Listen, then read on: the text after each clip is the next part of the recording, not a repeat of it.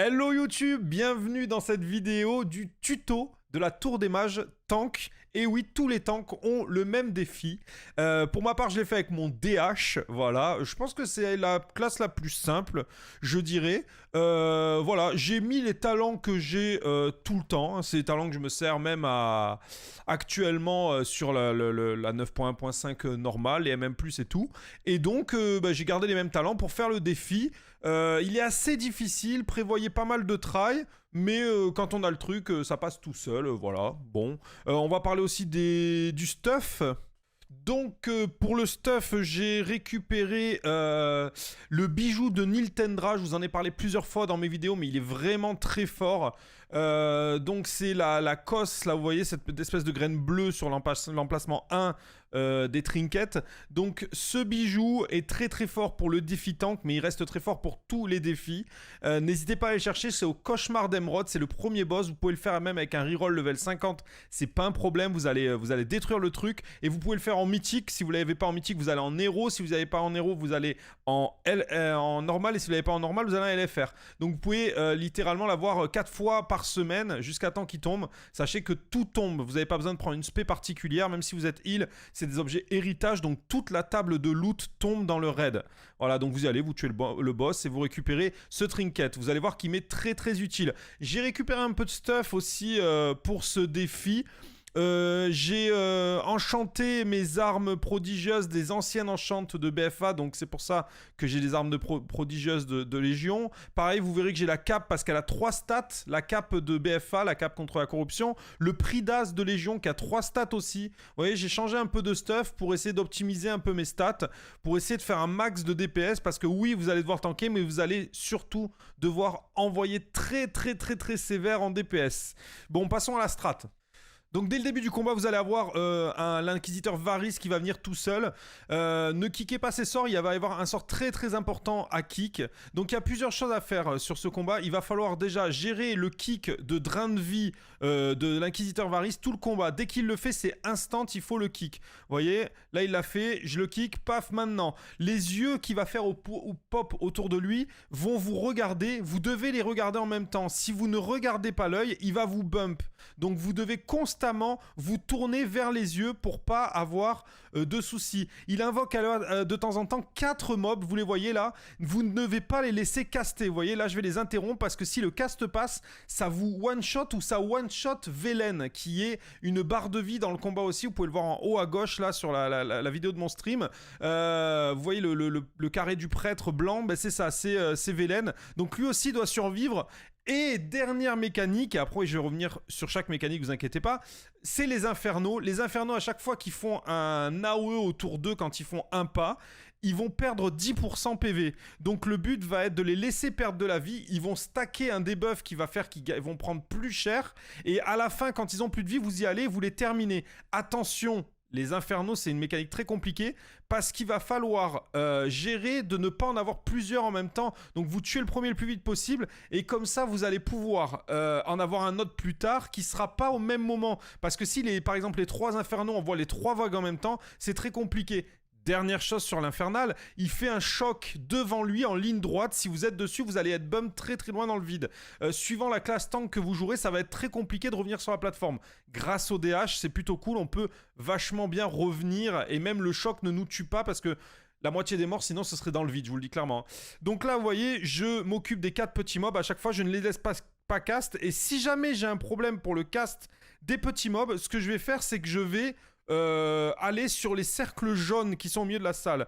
Les cercles jaunes, il peut y en avoir maximum 3. Et en fait, c'est Velen qui les caste tout au long du combat. Quand vous êtes dans le jus, le cercle jaune va interrompre tous les mobs, va les désorienter pendant 4 secondes. Donc en fait, si vous avez du mal avec une mécanique, c'est-à-dire par exemple le drain de vie du boss se fait en même temps que le cast des petits ZAD, vous sautez sur un cercle jaune, ça va désorienter tout le monde, ça va interrompre, et si ils sont interrompus, ils ne recastent pas les petits ZAD. Vous voyez, là je viens de le faire, ils sont tous interrompus, le drain de vie aussi, donc je vais sur le mob au milieu. Donc la dernière mécanique dont je n'ai pas parlé, la plus dure, c'est la zone autour du boss. Cette zone, en fait, elle va vous drainer vos HP. Quand vous avez un stack, vous perdez 10% de vos HP, mais pas 10% de vos HP en vie que vous pouvez regen. 10% de vos HP max. Ça veut dire que si vous prenez 10 stacks de la zone, vous avez 1 HP et donc vous faites one shot. Donc en fait le but ça va être de jouer avec la zone, de y aller dedans, de taper le mob jusqu'à 5 stacks, et à 5 stacks vous sortez de la zone, vous allez faire les yeux, vous allez tuer les AD, les 4 AD, vous allez tuer et finir les infernaux, vous déstackez, et quand vous avez déstacké, vous retournez dans la zone. Vous évitez bien sûr le choc à chaque fois des golems, vous vous tournez vers les yeux, vous interrompez les 4 AD. C'est un défi qui va vous demander beaucoup de mécanique en même temps.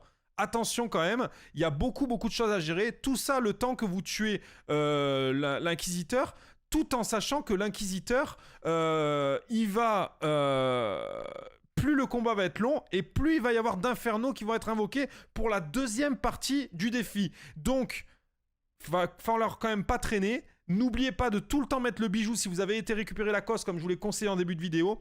Tout le temps sur lui, ça va lui faire énormément de damage. Ce sera votre première source de damage sur n'importe quel tank que vous allez jouer. Vous voyez, là j'ai le temps, je déstack et je retourne le faire. Et voilà, il y a des moments où vous serez plus tranquille que d'autres si vous avez tout bien géré. Et n'hésitez pas surtout d'aller dans les zones jaunes de Velen. Il en fait repop au fur et à mesure du combat. Si vous les prenez pas, elles disparaissent au bout d'un moment. Donc faut les utiliser, vous pouvez y aller. Si vous sentez que vous êtes mal, vous y allez. Voilà, vous voyez là, moi je vais peut-être en prendre une. J'attends qu'ils castent. Et une fois qu'ils vont cast, je vais aller dans la zone.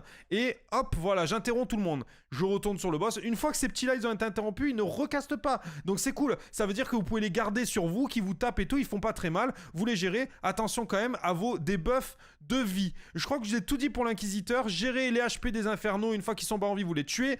Attention au choc devant. Les 4 petits ZAD à interrompre. La zone qu'il faut pas stacker plus de 5 fois. Et le drain de vie à kick. Voilà, je vous ai tout dit. Et les yeux à regarder en face et à one shot dès que vous pouvez sortir de la zone. Voilà, pour l'inquisiteur, vous savez tout.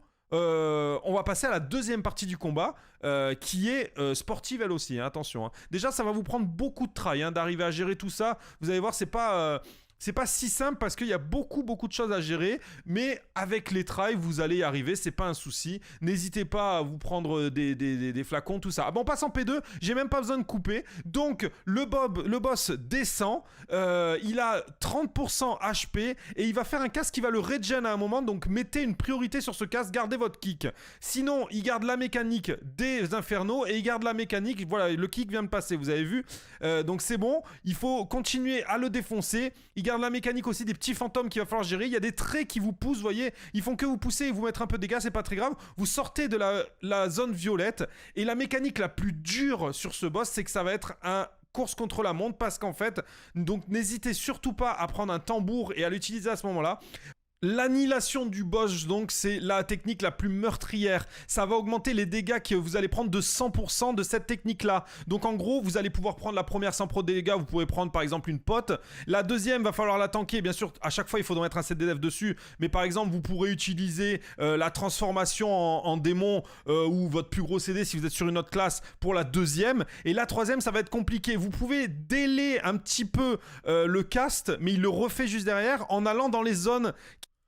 Donc en fait le but de la phase ça va être de gérer les fantômes avec le cast, c'est tout. Les infernaux vous allez les tuer avec des AOE autour de vous, c'est pas très grave. Vous sortez des zones et surtout vous gérez l'annihilation. Donc vous burstez le boss en évitant les fils violets, vous le démontez jusqu'à ce que vous ayez pris la première annihilation, la deuxième annihilation. Là vous voyez j'en ai 4, je pourrais pas aller plus loin, c'est fini, la prochaine me one shot.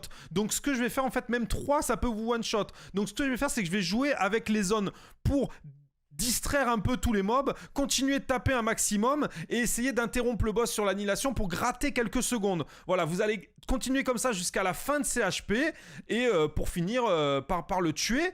Donc il faut rien lâcher, continuer de burst et arriver au bout de ses HP. Le boss va passer dans une genre de transi explosive. Voilà, vous n'avez plus rien à craindre, vous avez terminé. Le plus dur est fait. Donc je vous le répète, hein, vraiment, faites juste attention au cast des fantômes pour pas qu'ils ne tuent les gens. Mais sinon, les rayons violets, vous esquivez. Et surtout, le plus important, c'est vous avez très peu de temps, l'annihilation. Vous devez gérer le boss le plus vite possible pour réussir à aller au bout du défi avec ses HP. Donc voilà, hein, je vous ai fait le résumé de tout. La première partie va être un peu plus longue, la deuxième va être un peu plus courte, mais elle va être très sportive parce que il va falloir gérer pas mal de choses. Je vous conseille vraiment d'aller chercher ce bijou qui fait énormément de dégâts sur le combat. Voilà, puis vous savez tout. Hein, je vous dis, la dernière partie, c'est vraiment une course contre la montre à gérer. C'est surtout l'annihilation qu'il va falloir réussir à survivre et à aller au bout du combat. Mais bon, en quelques tries, ça se fait. Je l'ai trouvé moins dur que le défi heal pour info. Voilà, mais voilà, je pense que le DH facilite grandement le fait qu'on puisse revenir sur la plateforme même si on est bump. Voilà, je vous ai tout dit les amis, c'est la fin de cette vidéo. La prochaine, on se retrouve pour un défi DPS puisque je vous ai fait la vidéo, il est invité au tank. Donc voilà, merci de suivre mes vidéos. Comme d'habitude, n'hésitez pas à vous abonner à la chaîne et à me faire un retour sur les commentaires ou de venir sur Discord ou sur Twitch. Tout ça, c'est dans les descriptions qui sont juste sous la vidéo. Voilà. Et puis, à bientôt pour une nouvelle vidéo. Je vous fais de gros bisous. Ciao.